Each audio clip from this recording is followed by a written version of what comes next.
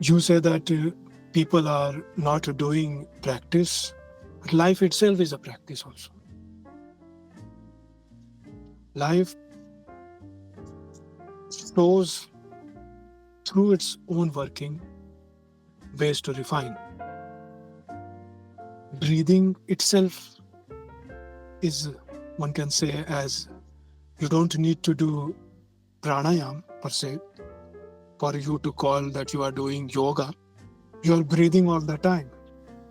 Now, breathing itself is Ajapa Japa, we say. You might have heard of that as well. And that is a mantra. So even if one is not doing any mantra practice, since one is breathing, there is always a mantra practice going on. So unknowingly, you are right, one is always doing some practice, and that's how life is going on.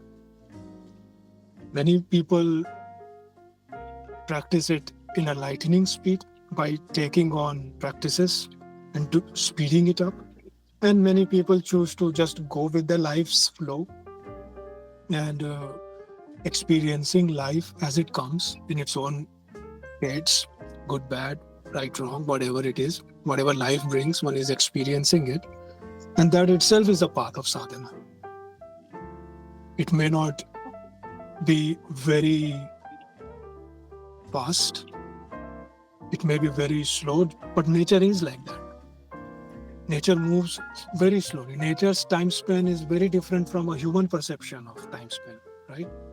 If you look at how stones are shaped smooth in a river, then you would know how much time it took for the water to flow over a coarse stone that perhaps originated from a very ancient volcano somewhere in its own odd shapes with corners and edges here and there, just tumbling down in the river, being shaped by the force of river water, eventually becoming a very smooth round stone, right? But how much time it took? Human life is like a flash in the frying pan, kind of. So quickly it gets over in the cosmic time scale. If one looks at the journey of an individual consciousness across different lives, how much time it has taken for you to even begin pondering about the fact that most of us that are around today are on some path. This kind of self-reflection, this kind of insight hasn't just developed over a day or two. It has come from a long time, right? To even reflect upon it. How many people just do this experiment? I did that once long ago, and on a very grey day, very small rains that fall down on a grey morning in London, where I saw people holding to train station and just going in a train and coming out of the train, looking down all the time, thinking about the day's work and being occupied in that, and then coming back from that and then going again in that. There are many people whose whole life is about that. They don't do Dakini Dream Yoga practice. They don't do any sadhana practice. Their practice is their just life. At best, they take comfort in supporting a family, raising a family in a nice way, giving them good environment, and that is good. That is a good practice in itself. We talk about tap as penance.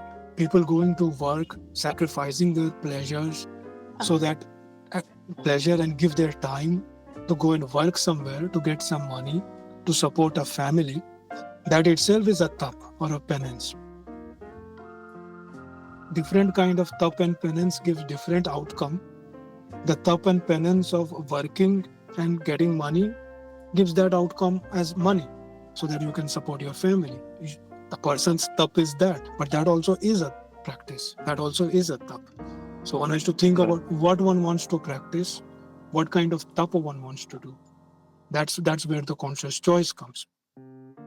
And I remember also, now it's not fully related, but it is related, that read in one of the assignment that some people have this idea that they don't want to change a lot of things in the dream, because dreams can be sacred and dreams can reveal its own reality.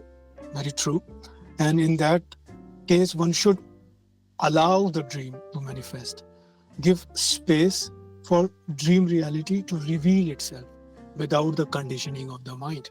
Very valid.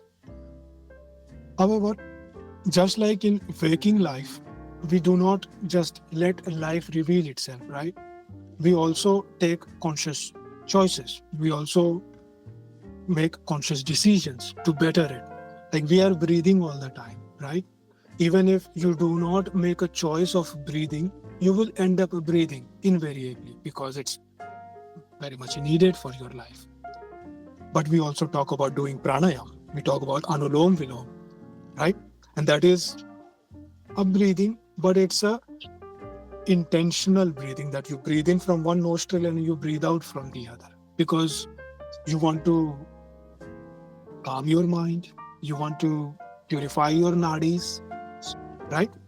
And that is why you want to do a specific kind of breathing. And that is also tampering with reality, right? In your waking life, you are not okay with everything as it is, your breathing as it is, your nadis, your purification level, or how your energetic channels are open or not open. You want to tweak it, you want to change something in it, and that's a conscious decision. And that is where sadhana is. There is one aspect where you just accept life as it is unfolding, whatever it comes, good, bad, whatever, and you just become like an avadhut, or nakedness, not just clothes, but without any pretense, without any conditioning. You allow the nature to give itself to you, to reveal itself to you. Or you take the path where you do willful action. You take Sankalp that yes, I will change something in my life, and I will do something in my life because I want to achieve something. Both are valid approaches, and one has to do both sometimes.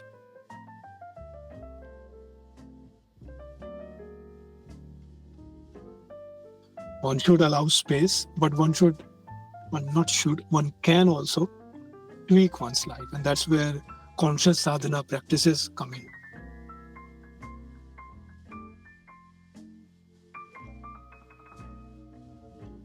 We are also taking conscious decision to carve it, to shape it with willful sankalp even more, because we want more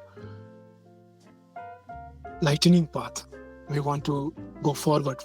We don't want to go around in this circle, what we call Punarapi Janamam, Punarapi Maranam, Jatari Janani Jatare Shainam.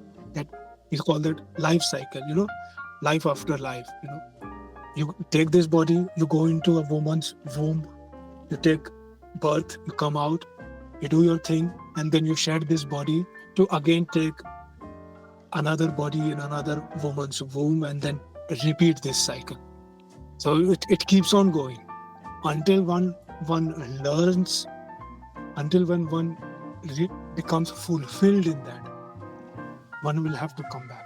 And it's a good thing, right? That this world is a stage where you can come back again and again to try different things, to experience reality in a different way, to fulfill your desires, to gain knowledge, to express your creativity again and again.